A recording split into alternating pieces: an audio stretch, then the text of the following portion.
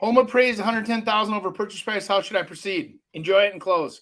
Hold on. Here we go. What are the pros and cons of selling the same year I bought it? Are there any ways to mitigate less than the capital gains tax? Anything else you would recommend instead of selling? The home is in an area that basically just populated by tourists in the summer due to the surrounding lakes and forests. So this looks like the home is, after he purchased it, now it's worth $110,000 more. If he wants to sell it to mitigate taxes, we can't give legal or tax advice, but if you can hang on for 2 years, that might settle. If you're a single person, $250,000.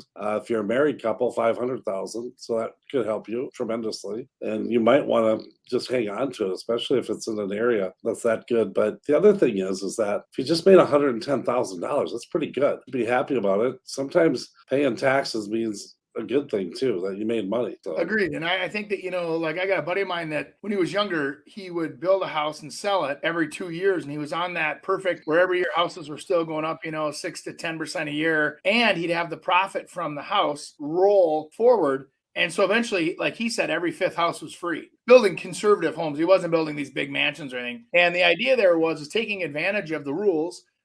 Read the rules, become an expert on them, learn how to capitalize on them for you individually. Like that young lady was talking about earlier in the video about how, the opportunities are different and the people are older. And I think indicative of the way people kind of grew up too. I mean, we were just programmed to, you grow up, you get married, you have kids, you buy a house, just that. And nowadays it's a little different, where I think there's delayed marriages and no urgency there, and which is probably smart, probably have a lower divorce rate. Let's talk about that, Andy, because I think that's pretty interesting. What you're saying is that, so in the old days, what the taxes used to say was that you could move up in houses and not get taxed as long as you continued to move up in the houses.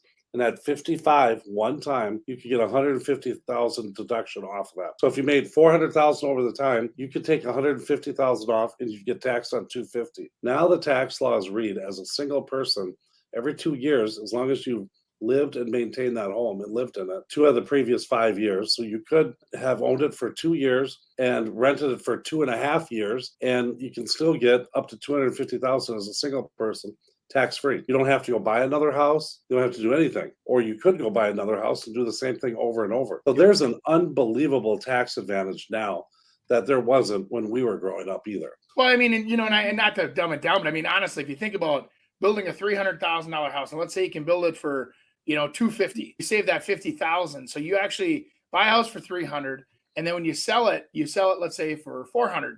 Now you have $150,000 of equity to roll forward, and then you make profit on the next one and you build it, equity on the next one and you build it. So you can see how that kind of snowballs into keep moving, keep building. So if you're ambitious enough and you want to do something like that, I think it's a great way to do it. It's just making a plan and acting on it, right?